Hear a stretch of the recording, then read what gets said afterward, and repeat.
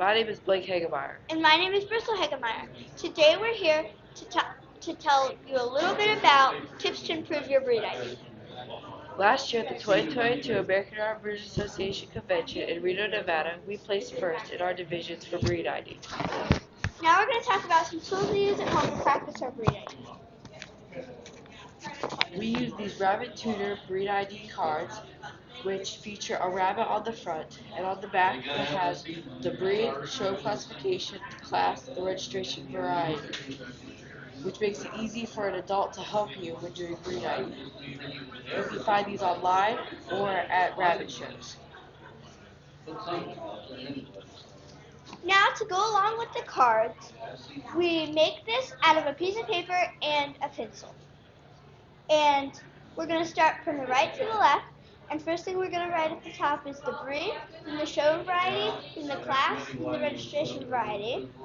And as you can see, there is a number on the card, which if we were in real breed ID right now, which would indicate the cage number. So you want to make sure that you match the cage number with the number on the page, because if you were to put it at 2, then you would lose that point and number 1. Now we're going to talk a little bit about the breed. So it's the Belgian hare, so under the breed, I'm going to put Belgian hare. And then the color is Rufus, so I'm going to put Rufus under the showroom variety. And the class is 4, which means there are 4 classes, which are Junior Buck, Junior Doe, Senior Buck, and Senior Doe. And then the registration variety is going to be the same as the showroom variety, which is Rufus. And now we're going to look at the French Angora, which again I need to make sure that I match it to the number on the cage, which is 2. So then I'm going to put French Angora colored. Your choices are colored or white, and as you can see it has color on it. So it's going to be colored, and it's going to be 4 class, and it's going to be broken chocolate tortoiseshell as the color. Right. Now we're going to move on to the lilac. As you can see, it has the number 3, so I'm going to match it with the lilac. And then I'm going to put the breed, which is the lilac, standard, which means there's only one variety of it. And it's 4 class, and it's all, and the ending is going to be standard. Now we're going to talk about the giant chinchilla. The giant chinchilla is standard, and it's 6 class, so it means it has 6 classes, which are Junior Buck, Junior Doe, Intermediate Buck, Intermediate Doe, and Senior Buck, Senior Doe. And again, it's also going to be standard. Now we're going to talk about the Himalayan. The Himalayan has the number 5, so I'm going to check that it says the number 5. And under breed, I'm going to put Himalayan, and it's black. Sometimes on the card, it's hard to tell the difference between a chocolate or a black, but if you pay attention to the details, you can tell that it's black. And then it's a 4 class rabbit, and it's black.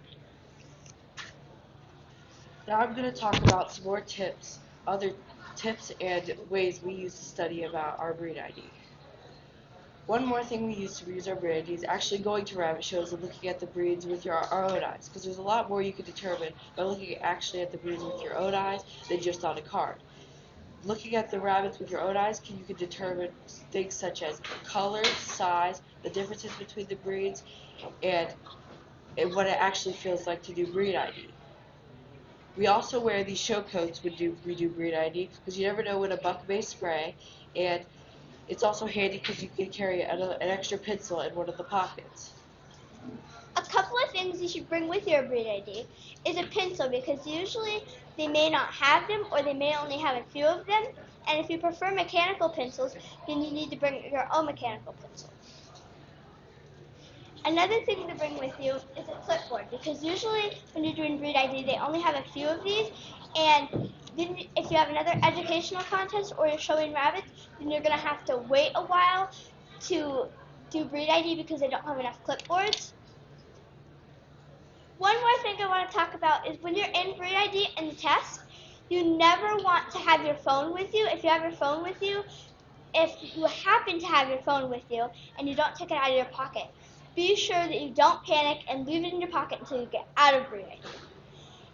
But the best thing to do is leave it with a responsible adult. Another thing that is very important when you're doing breed ID is to not forget to mark in the numbers where they're supposed to be. So if breed ID supervisor starts you at 12. Make sure that the breed you put for 12 is under the 12 slot. Because if you start at 1, you're going to get it wrong because it's not in the correct slot, and you'll get the breed wrong. As for example, if on number 5, the breed supervisor starts you on number 5, and you put it under 1, you're going to get it wrong because it's not the right slot, and they'll think you got the breed wrong. When you're doing the test, you always want to keep your eyes on your own paper. And never talk to anyone while you're doing the test. If you have any questions at all, go ask the test supervisor. Another thing that may happen is the next breed you're about to start, you're about to ID, there's somebody standing in front of that cage. It's okay to skip to the next cage, but when that cage is available, be sure to go back and do it.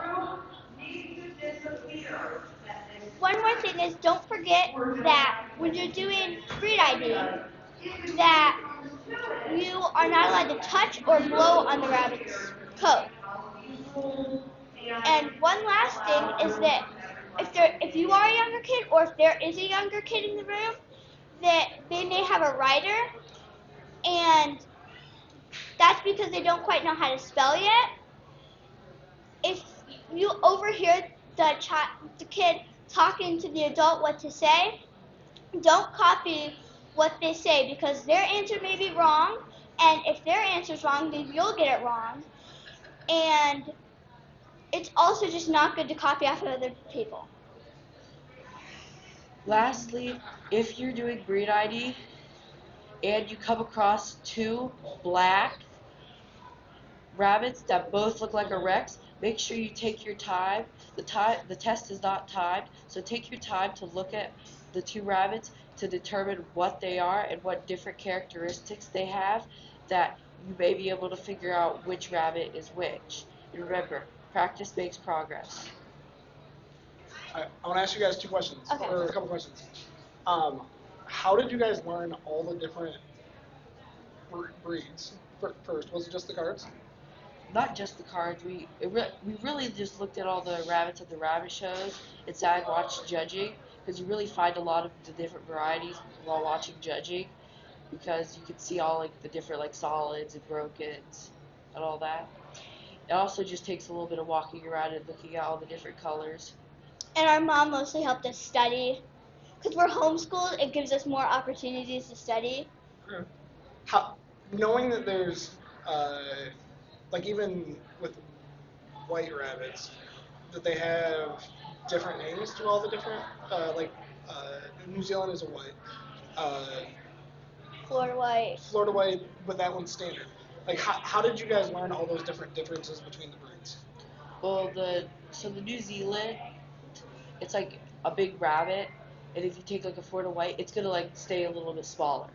So if you really just get down to those details on how different each rabbit is, like one gets a lot bigger, one stays a little bit smaller, you can really figure out all the different differences between them. Another big difference is coats. Because you'll see any type of satin will have a really shiny coat.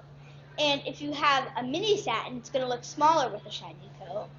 And the Rex, it's going to have plush fur instead of just normal fur. Okay. How did you guys learn the differences though on like the showroom variety and the registration variety? Like when it's the same, like it's a white rabbit or it's standard or it's a castor or a chestnut or. So it's really determining looking at the close details. So with the lops and the Angoras and the Jersey Woolies, you really gotta think about it. So with like the lops, when you do their showroom variety, you gotta really think about it, because the 2 showroom variety, there's broken and solid. When you do that, you gotta make sure you put pattern afterward, or else it's wrong. So it's gotta be solid pattern or broken pattern. So you just gotta figure those 2 out with the showroom varieties. Mostly all the other ones, it's either the same thing for showroom and registration. So it's really just thinking about all the ones that are different, like the Jersey Woolies, the Polishes, where they have just broken as the showroom varieties, and the Angoras, it's either colored or white. So if they have colored on the egg boards, it's colored. If it's not, it's just pure white. It's white. Another So it's big just getting thing down to those is breeds that are different. Another big thing is experience, because when you do it so many times, you get used to what the registration varieties and the showroom varieties, what they all look like, and it's really about experience, because the more you do it, the better you'll get at it. Very good. I don't have any other questions unless you guys have something else. Thank you so much. Yeah. Very Thank you. interesting. Seriously, I'm amazed. I mean, breed ID is one of the hardest things I think for people. Not just the breed part, but the registration and the showroom variety. So that's why I think it's incredible that you guys were able to do that with the number of years you guys have been doing. Great job. Thank you. But